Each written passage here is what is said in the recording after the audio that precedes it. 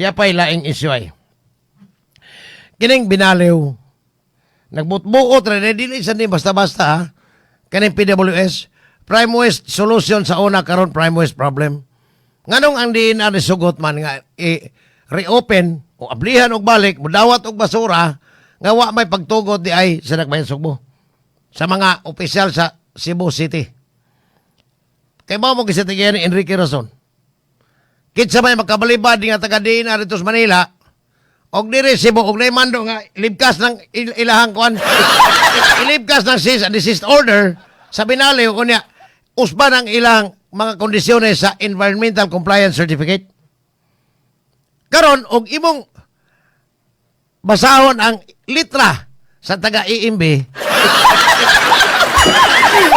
Naway pananghid, murag naway batasan ang Environmental Management Bureau tungod kay perting gubaas ilang imahin din pero ang agaw nila paldo.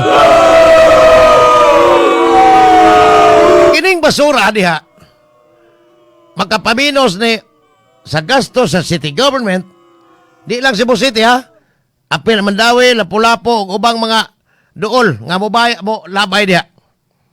Kaysa ang Cebu City ron mo labay dito sa Aluginsan nga perting layo tag 3,009 kapin ang matag tonelada. Sa usa ka truckload nga basura, ingno na itong 20 toneladas paskang pagkadako ingno na 2 times 4 lang equals 800,000. Almost. Pila man ka-truck, iyabo dito basurahan sa Aluginsan. Pasensyas na nga o na kay perti na yung kisi-kisi in town. Sa mga nagpuyo dito kay perting langaw gina taon, di na sa basura ni Jimbo Burgonia. Pero kung og arena dinis binaliw, gamay ra gasto. Tag 1,001 naman tingnan itong Ingos Mayor. Gamay ra kay gasto tungod kay di arabas dool o niya. Ang mga silingang barangay dinis binaliw, arin dito na malaglabay, di naman mo agig transfer station. So, gamay na lang gasto. Pero, mag-uol po si Jimbo kay wa na siya makapaldo. Ba?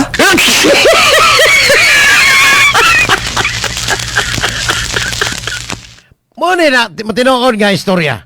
Karon, pwede man bagol-bol basta ka-Aluginsan. Nasagol po din noon ang Jimbo Burgonia dito napita. Wa man gini mahitabo nga nahimong konsultan sa gobernadora. Kaya mahadlok pa rin magkatubang sa iyang kanin mga kauban sa provincial board. Kaya inudnod pa siya nga to sa mga kauban niya like Linsoko, lagot kini. Papay siguro magkita rin sila si Linsoko o si Jimbo kunuto ng buga niya. Muna yan tabo. Karon og imong basihan ang income sa Aluginsan, municipality of Aluginsan na ang gobyerno sa Aluginsan dako tingali. Mas dako gid tingali ang kita ni Jimbo Burgonia. Binahinay ni Mayor Ig Modeno. Grabiha ni mga tawhana. Naloko na. Di mauwaw? Kada bang pabaga lang, importante nga. Nakadungog og istorya, dili siya mo kandidato congressman kontra sa mga Garcia dito. Kundi mo dagan siya pagka-mayor Balamban ay may pagmaglana kag lumimbuang si mo. Kaya tika undangan dire. Balikan ako ring isyu sa kuwan ha. Kaning kang Sara. Ingon siya nga. Lisod ko no kaayo. Dili makiangayon. Kay ang iyang pamilya gi-appeal aning impeachment complaint. Batok niya. Dito lang, interview sa niya, kaniko nung nahitabo sa iyang kinabuhi or ilang kinabuhi, gisuwat kinis Ginoo.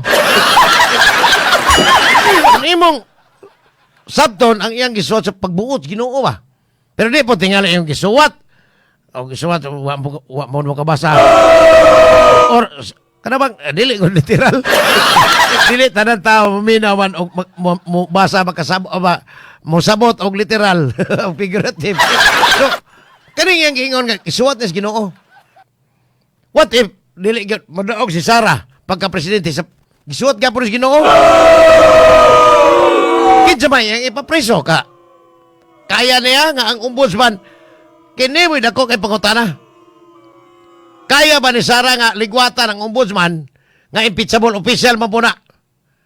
sama atong Ombudsman Karanda nga gitangtang ni Digong kay gibulgar ang giingong mga sekretong tinaguan sa presidente kani. Pananglitag si Sara, presidente, ang termino ni Bonjing Remulla 7 na katuig. Tanang constitutional body, dili na maligwatan sa yano lang pagkatangtang kung dili ipa-impeach na. Hinumdum mo Mercedes Gutierrez. Although, wamang gito siya trial kay ni resign man, pero si Bonjing Remulla, natudlo ni kung ako sa 2025, last year, 7 katuig without reappointment man eh. Hindi na naman pwedeng reappoint of the same position as ombudsman. So, di na mura mag-rewind. So, ato pa rin 2032. Kung ipa-imbestigar ni Sara, ganun po sa diskusyon lang, kung ipa-imbestigar ni Sara, ang mga kabuang nilang Tambaloslos, Andoy Marcos, Lisa Arenita Marcos, Naloko na. o Bongbong Marcos, na kay resultang tarong, considering nga, wa may laing investigador, nini mga dagkong opisyal sa gobyerno kundi ang tanong bayan naman. Na kay tarong resulta or magpaabot ang siyam-siyam, na magkaingon ta, wala po yung lami ni Sara. Naloko na. Inig-exit ni Bonjing Remulla 2032, iya, pili isang ombudsman. Inig-abot, ombudsman, wala may lami. Pamulitika ni, kaya 2034 man siya kutob, pamulitika ni, ay anak. Basta hakugag politika ng mga Pilipino. Ang nakabati lang tungod kay ang mga Pilipino kung politika na isgutan, murag naglumpayat kay didutan ng politika isgutan. Pirti batia. Karon na away sa duha ka pamilya ra ni. Pirti na tayog ang tanang halos tanang Pilipino na tayog. Naunsa na ang ekonomiya, unsa na nitabo ni pirti nang ilara?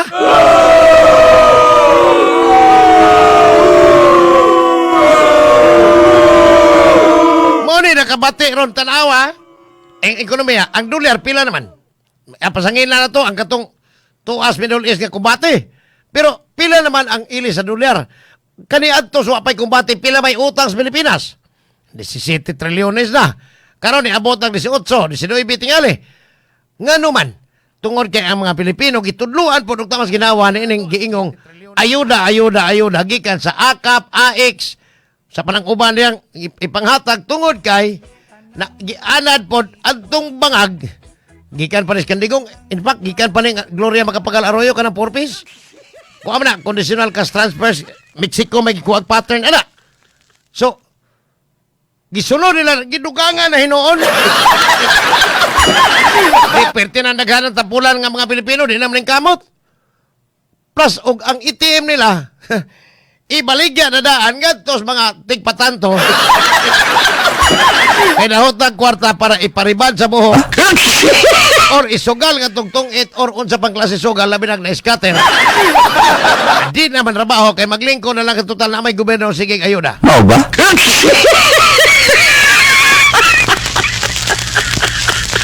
Kagabiin, doon na ito'y balita Jimmy nga niabot og 50 milyones na lang siguro. Pila to?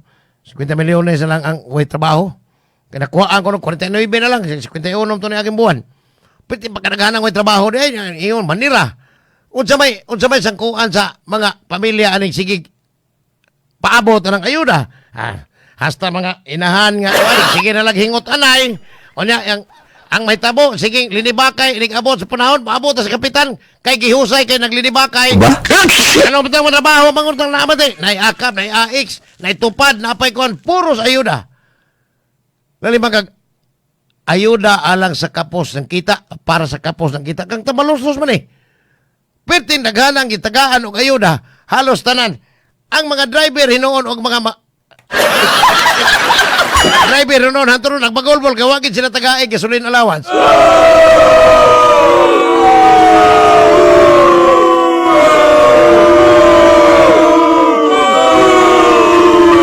Di ay mga mag-uuma susluuya. Mo hinoy tagaay og pabor nga mo ay nagpakaon na to ang mga mag-uuma. Tanawa tong sa Albay, pastang grabiha. Tungod sumayon volcano ni bugwak ng hanggang aso.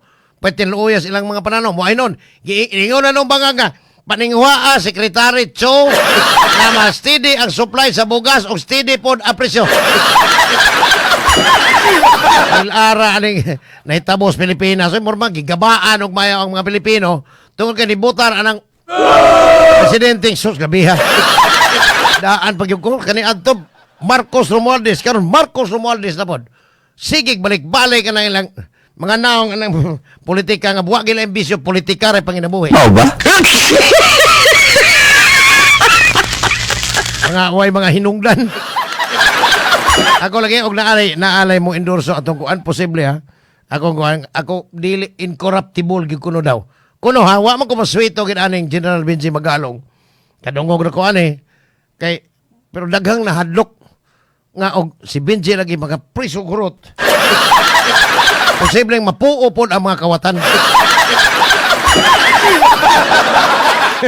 Baita.